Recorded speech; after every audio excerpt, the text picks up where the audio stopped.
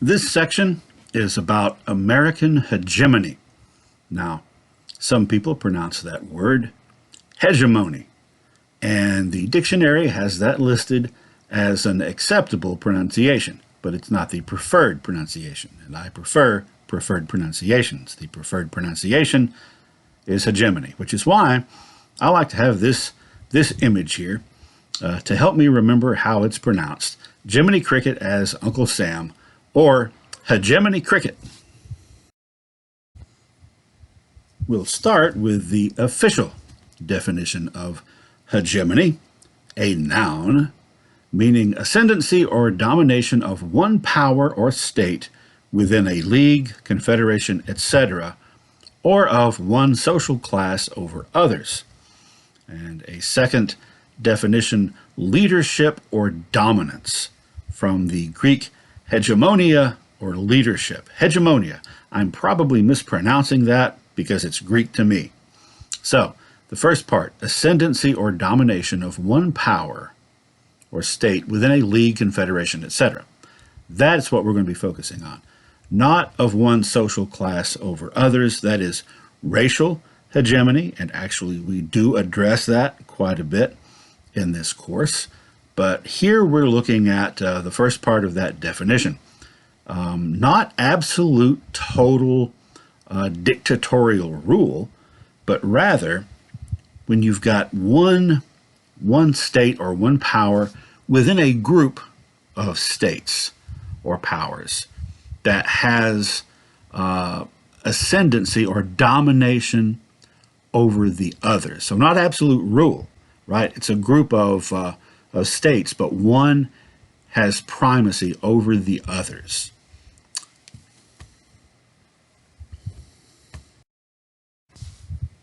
It ultimately goes back to the Greek concept of a hegemon, which is the city-state that has primacy over a league of city-states. So you would have the Athenian hegemony and the Spartan hegemony. And, when they were at war with one another, it wasn't just those two cities.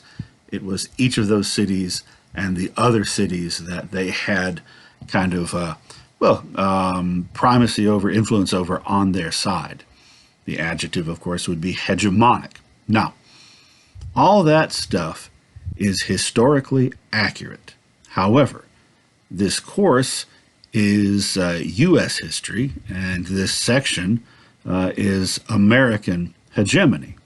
So if this were to come up on an exam and you were to tell me a bunch of stuff about Greek city-states, and that was the extent of it, while you would be technically correct, you would be totally incorrect for this class. That's the point that I was trying to make. I'm looking for you to be able to tell me about hegemony in the context of post-World War II United States.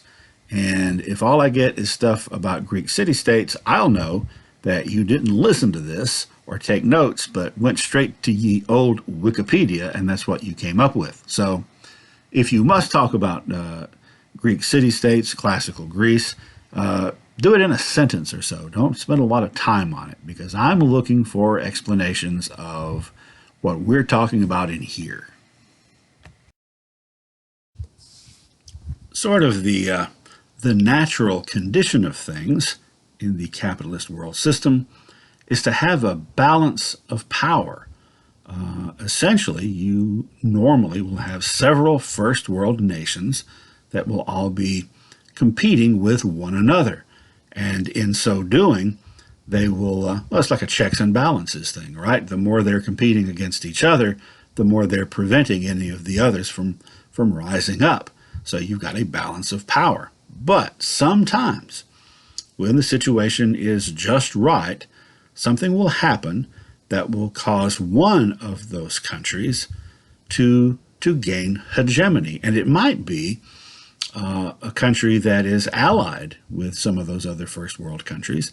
But something happens, the balance is tilted, and one country winds up having economic and military supremacy. And once that happens, it becomes the hegemon, kind of like, Sparta was the hegemon of the Spartan hegemony. So that country becomes the hegemon. And when that happens, the other countries within their sphere, and in this case, the sphere is literally the sphere of the whole world, other countries will go along with what that country wants, either out of fear or out of respect for their power.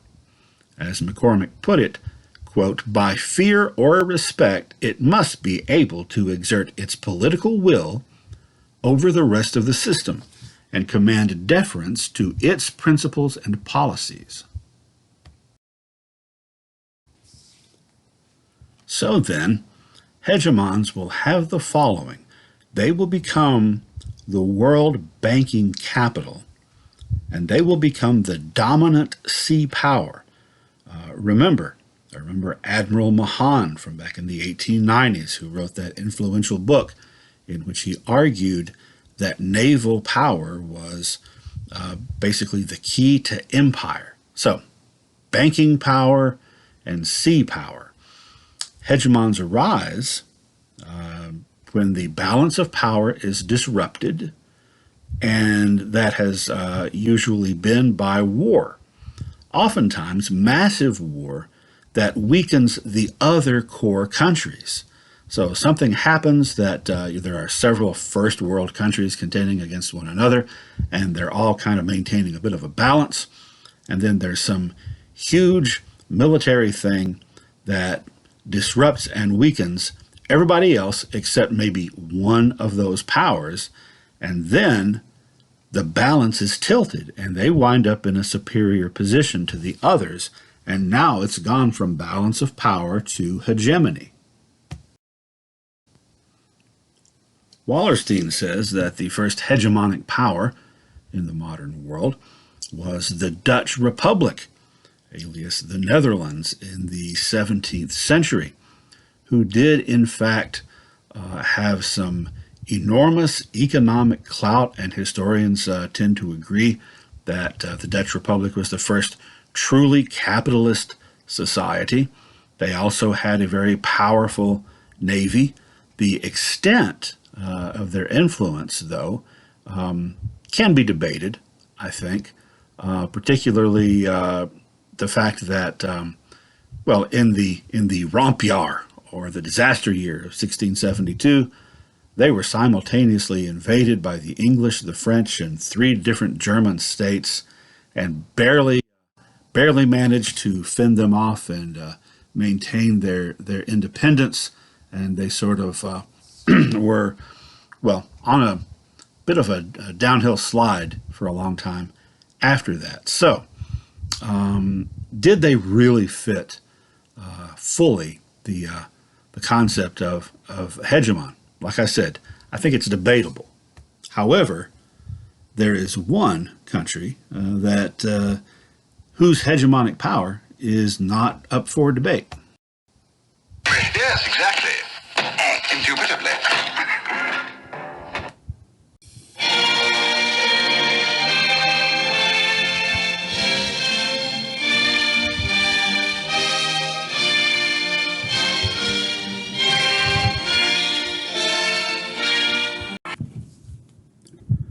In the early 19th century, the United Kingdom of Great Britain became the undisputed hegemonic power. Now, this happened mainly as a result of the Napoleonic Wars, which basically was France against most of the rest of Europe. Turns out that when you have a revolution and chop off the king's head, and then all the other countries around you have kings, you've not made a lot of friends. Anyway, Great Britain led the alliance against France, and for the longest time, there had been this multi-way competition between England, France, and Spain for primacy, and then Spain gradually sort of fell out of the picture as a major player, but it was still England and France. England dealt France several big defeats in the mid to late 18th century, but now with the Napoleonic Wars, you've got France decisively defeated, and all the other allied countries with England had damage, right? Because the fighting's taking place not specifically just in France, but all over Europe and even into North Africa. But guess where there wasn't any fighting? The island nation of England or Great Britain. So they came out of this unscathed. Everybody else was damaged. And so the balance was disrupted, and they were on top. And they dominated the world economy. So that in the 19th century and into the 20th century, the world's banking and economic center was London. And the British pound was the global currency that economy was measured by. They also dominated the world militarily. In fact, there was an expression, perhaps you've heard it, the sun never sets on the British Empire. And the sun never set on the British Empire because it was so large. It was global. As soon as the sun was going down on one part of it, it was already coming up on another part, so that at all times of the day, the sun was shining on British soil somewhere. And you can see the British Empire at its height by the 1920s, and this isn't even counting areas that they had and lost, like what became the United States, the eastern part of the United States. But you can see there, this is the British Commonwealth. Some of these countries were kind of independent, but still were part of the Commonwealth and still were loyal to the crown. So you had Canada, but you also had islands in the Caribbean like the Bahamas and Bermuda and Jamaica. You had British Guiana in South America. You had several places in Africa and the Middle East, India, Pakistan and Afghanistan, several islands in the Pacific, Australia, New Zealand, and when I said several places in Africa, probably the crown jewel was South Africa, which had a lot of gold. So that is a lot of territory that this tiny island nation, the little red dot there off the coast of Europe, was the original homeland for.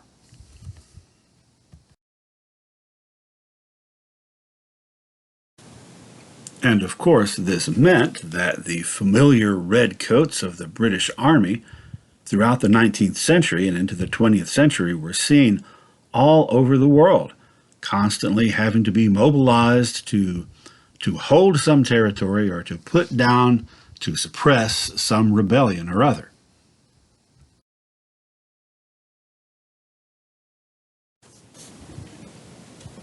With World War II, however, everything changed. So Britain had been preeminent. Some of the other major countries had been France and Italy and Germany and Japan and the United States. Well, France had been occupied by the Germans. There had been a whole lot of fighting in France. Germany, Italy, and Japan had all been pretty well devastated by the Allied forces and were, in many cases, in ruins. And the United Kingdom of Great Britain, which managed to hold off and was never successfully invaded by the Axis powers, was still pounded by the German Air Force, the Luftwaffe, and a lot of their major cities also were practically in rubble. Beyond that, their forces had been stretched very thin all around the world, right? Because they're not just there in Britain, they're having to occupy all those colonies and all those other areas where they had to protect their interests. So those areas had been taken by the Germans or the Japanese for the most part. So the United Kingdom of Great Britain is not nearly in the same kind of shape at the end of World War II that it was in at the beginning of World War II. Nor was it damaged anywhere near as badly in World War I as it was in World War II. So, out of all those major countries, and then you throw in the Soviet Union there, I forgot to mention them, they too had been invaded. They hadn't suffered as much damage in the interior of their country because the Germans didn't get that far, but they still had huge, huge losses, probably outside of the Axis powers, the largest losses of any Allied country. And then you've got the United States, which, the United States did lose a lot of military personnel. The casualties were higher than I think any war other than the American Civil War, but still proportionately compared to the countries that were sort of at ground zero in the fighting, nowhere near as bad. No actual fighting in the United States other than that attack on Pearl Harbor. In addition to that, the country had mobilized in a big way, and it's a big country, and created this really huge military. And they had ended the war, of course, with the atomic bomb, and no one else at that point had it. So the United States, at the end of World War II, is now the superpower, the preeminent world power. And it dominated the world economy, which is, one sign of a hegemony. New York City replaced London as the world's leading banking and economic center. In fact, about a quarter of a century later, they started building these two huge buildings in downtown Manhattan called the World Trade Center.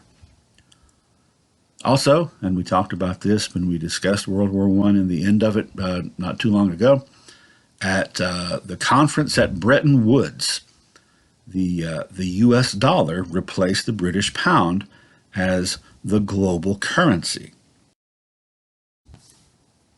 So there at Bretton Woods, New Hampshire, at that conference, there was a big shift away from the United Kingdom of Great Britain and toward the U.S.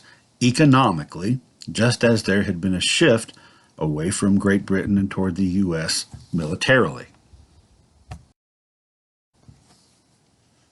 As mentioned before, hegemonies require a free flow of goods, as well as capital and currency.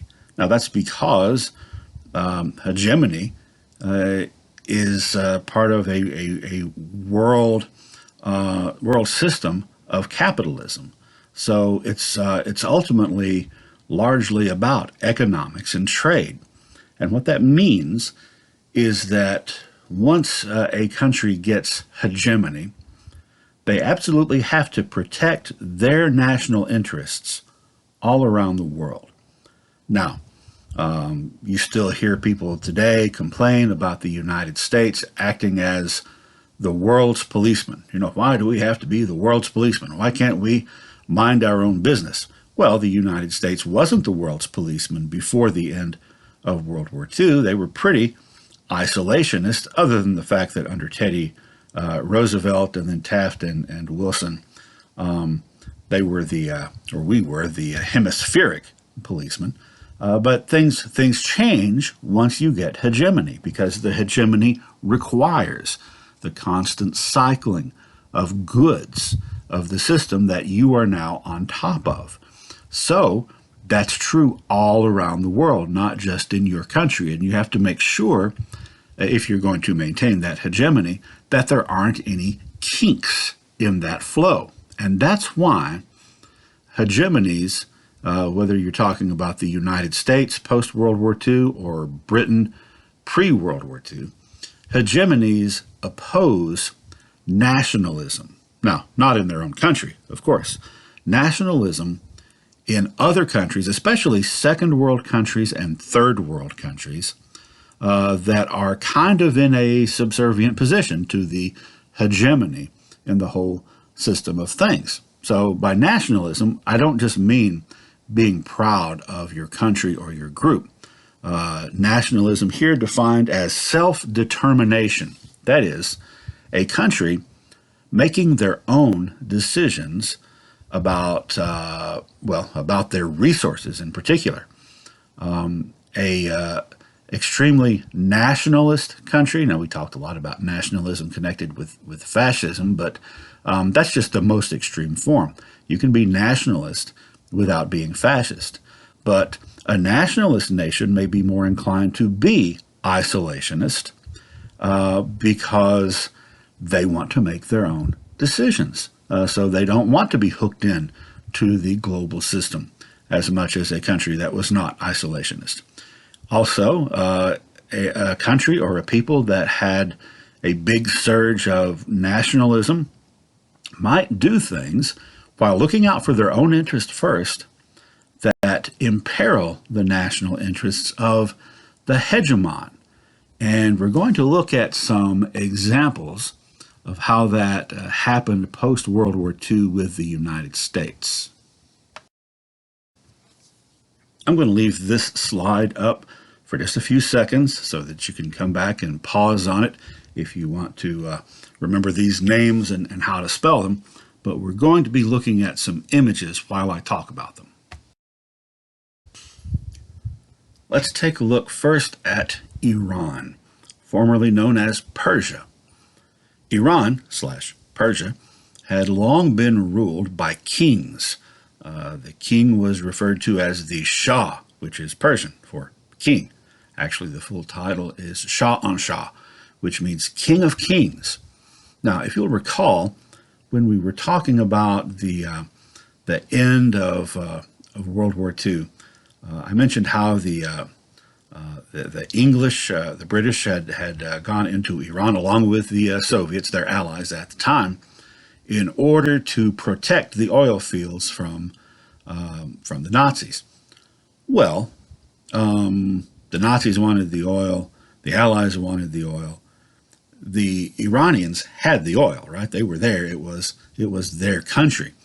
Essentially, the British/Soviets, the Allies, deposed the Shah because he wasn't playing ball, and instead instated his son, Reza Pahlavi, as the new Shah. That wasn't the end of the war. That was near the beginning of the war in 1941. Okay, so the Shah of Iran, Reza Pahlavi. Country also had a parliament, and parliaments have prime ministers.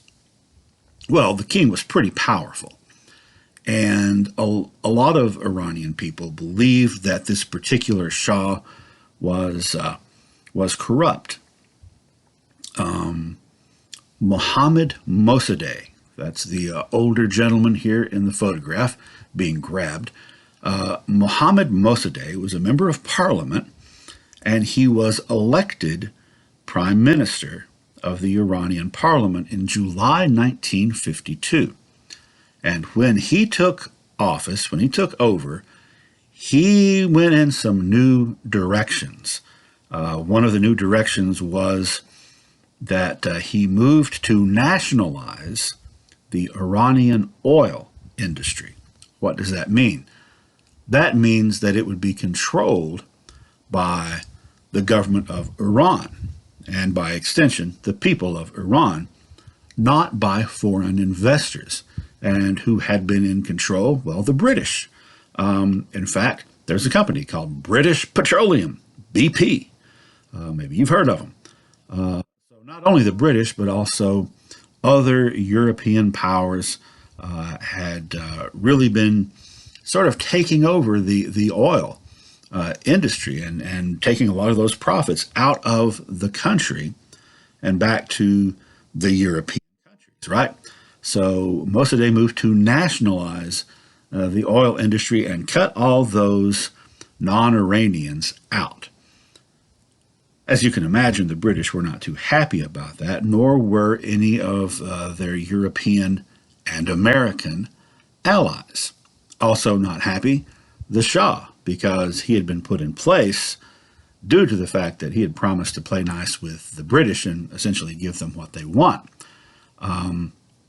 As this started to get more tense, with the European powers being very upset about this move towards socialism, there also was tension between Mossadegh and the Shah. And Mossadegh used the office of prime minister to limit the power of the Shah, or the king, curtail his power significantly. All right, well, what's going to be done about this? The United States and Great Britain, but it was primarily a U.S. operation, sent operatives to Iran, CIA from the U.S. and MI6 from Britain. But again, it was mostly a CIA operation to engineer a coup d'etat, a coup to overthrow Mohammad Mossadegh, who had been democratically elected. They overthrew him and put in instead the member of parliament that they supported, who was going to do the things that they wanted, which included let them have the oil, right? Mossadegh was arrested. Here you can see in the picture, and he was sentenced to 3 years of solitary confinement, followed by house arrest for the rest of his life, which is 15 more years. And when they said house arrest, they weren't kidding. When he died, he wasn't allowed to have a funeral. They buried him in his living room. Anyway, Mossadegh had had the support of a lot of the people. He was very popular. He also had the support of the Islamic scholars and clerics in the country, including Ayatollah Kashani, one of the foremost of those scholars. And he was democratically elected. So once he is overthrown and removed, essentially by the CIA, all those powers that he had kind of stripped from the Shah get returned, and then some. The Shah is much more powerful after this. And so far as a lot of the people in Iran are concerned, a lot harder to get along with. Now, I'm not sure how many of you are aware of this part of history in the late 1970s, but you know there was a revolution in Iran in 1979 by Islamic fundamentalists led by an Ayatollah, right? And they overthrew the Shah, who at that time had cancer. Same guy, same Shah, and he had come to the U.S. for treatment. And then the country gets overthrown, and this new government is not very friendly with the United States. They took a bunch of U.S. citizens hostage at the embassy, and there was a long standoff on that. And if you were here in the U.S. watching the news, you really didn't have a clear idea, unless you knew your history, what everybody was so upset about. The way it was presented by American politicians, for the most part, was those people in Iran, they hate freedom. They hate America because they hate freedom.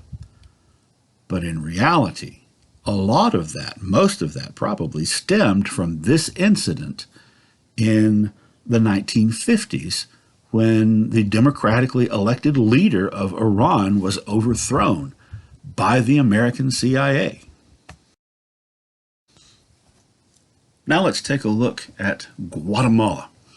In the 1930s, Guatemala was ruled by a military dictator named Jorge Ubico, who took office in 1931, succeeding another military dictator.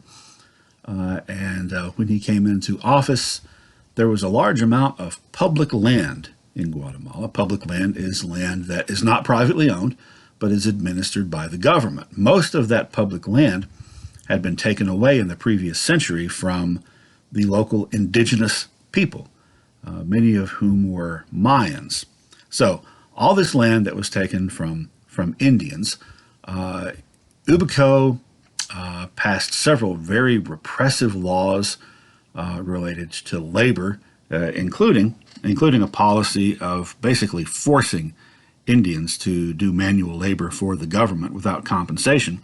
He also passed a law that said that if you were of working age and you didn't own land, you had to perform a minimum of 100 days of hard labor each year for the government. And it actually wasn't usually for the government. They were farmed out to plantations, including banana plantations. United Fruit Company, which was an American company, had a huge operation in Guatemala. Today they're known as Chiquita bananas. In fact, by the 1950s, the United Fruit Company had their profits each year were twice as high as the income of the Guatemalan government. So they were very powerful, and they had supported this guy Ubico in taking over the country. In return, he gave them 490,000 acres of public land. Again, that was land that was taken from the Indians. He also had a law that essentially allowed landowners complete immunity from prosecution for anything that they did in protection of their property, which could be interpreted however they or the government wanted. Essentially what it meant was that if you were a worker and you caused any trouble or offered any resistance, you could be executed legally by the landowners. Well, 1944, this guy was overthrown by a popular revolution, and Guatemala became, instead of a military dictatorship, it became a democracy with democratic elections. So they had one president who was one of the leaders of the revolution. Then in 1951, he was replaced by Jacobo Arbenz, who had been a general in the revolution against the dictator. And Arbenz took over, and his policies included, some very socialist things. He supported leftist groups. One of the things that he did was, a lot of the things he did hampered the United Fruit Company. He took back a large amount of that land that had been given freely by the dictator to the United Fruit Company. Passed a law that said any public land or any land that is not being cultivated is public land. And the United Fruit Company was actually only using 15% of that 500,000 acres. They were planning to use the rest of it, I guess, forever. But that was taken back and redistributed and given. The land was given to poor families, most of them indigenous people who had no land. And 500,000 people got lands and homes because of this. He also reversed all those labor laws and cracked down on the abuse of workers. He further actually supported unions, unionized workers who were striking, particularly in the United Fruit Company plantations. Well, as you can imagine, United Fruit Company not real happy about all of this, and they complained to the United States government, right? Look what's going on down here. Our honest efforts to make a dollar are being impeded by these dadgum communists, which, we'll be talking later about the U.S. efforts to curb communism around the world. But essentially, what Arbenz was doing is the same thing that Mossadegh was doing.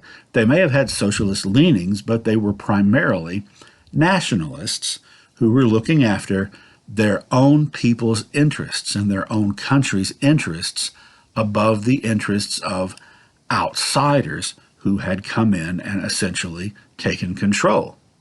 So what happened?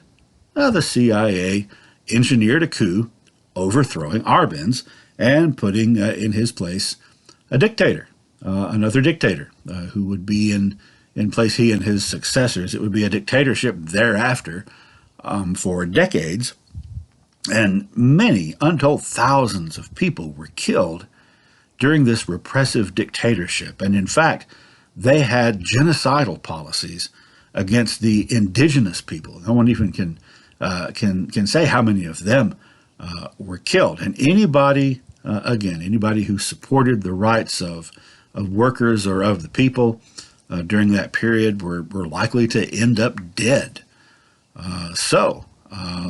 There's two. That's 1954 that happened. Now let's take a look at Chile. In 1970, this guy was elected president of Chile, Salvador Allende. He was a Marxist. He had a close relationship with Fidel Castro. He was, in fact, the first Marxist to be democratically elected in a South American country. Now, the other guy that we talked about before, Arbenz, kind of had leftist leanings, socialist leanings, but wasn't a Marxist. This guy was a Marxist, and it was the 1970s, so the Cold War is going strong. So you can imagine how the United States felt about him being in charge of a country in the Western Hemisphere. Answer: they didn't like it at all. So, to the surprise of no one, the State Department and the CIA, under the direction of Secretary of State Henry Kissinger, backed a coup, which overthrew Salvador Allende and ended with him dead, and replaced him with this guy, General Augusto Pinochet, who was, I know it's kind of hard to guess by looking at him, a brutal dictator who was in charge for the next 20 years, one of the most repressive governments in South America. Over 3,000 people were either executed or disappeared during that time. Essentially, again, just like in Guatemala, anybody who was a dissident, anyone who was complaining of the government was liable to just disappear. By the way, if you are familiar with the TV shows Breaking Bad or Better Call Saul, then you're familiar with this guy, this character, Gustavus Fring, who's the main villain in those shows, a cold-blooded, cruel, evil drug lord, who is, the character is supposed to be from Chile, and it is heavily implied that he had been a high-ranking officer in Pinochet's death squads. So just to kind of give you a cultural touchstone and reference point, they're making a TV show, and they want to have a villain who is so evil and scary that he scares drug lords and cartels. What are they going to do to kind of instantly convey that? Hey, let's have him be a guy who worked for Pinochet, and that gives you an idea of really just how cruel and evil that whole administration was. I also mentioned in that list earlier the Sandinistas and Contras in Nicaragua in the 1980s.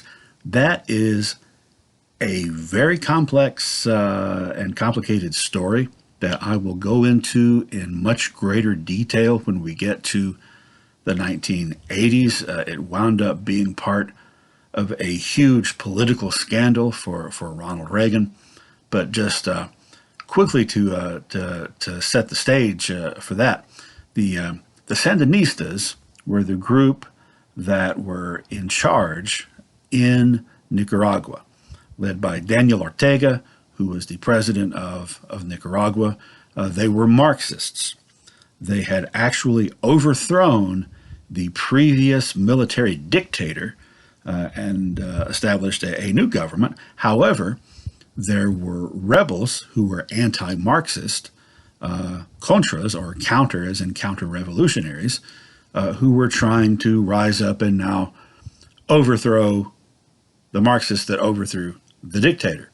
And Ronald Reagan authorized the CIA to start arming, training, and equipping the rebels who were fighting against the Marxist government there. And it became, as I said, it involved ultimately El Salvador and Honduras and Oliver North and a whole lot of scandal. But essentially, you get the idea of what it was all, what was behind it all, and that was the U.S. efforts to suppress socialism, communism, but beyond that, to suppress, what were ultimately nationalist movements. So just like with Mossadegh and with Arbenz, these folks' primary focus was controlling the destiny of their own country rather than outside countries controlling it for them. And this all ties in with our overall discussion of hegemony, because that is the sort of thing that when you are the hegemonic power, you don't want to have happen. If you're going to keep that hegemonic position and keep those goods flowing,